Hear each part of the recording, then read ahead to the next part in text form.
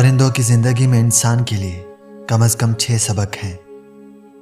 یہ کبھی بھیک نہیں مانگتے، محنت اور جہد مسلسل سے اپنا اور اپنے بچوں کا پیٹ پالتے ہیں۔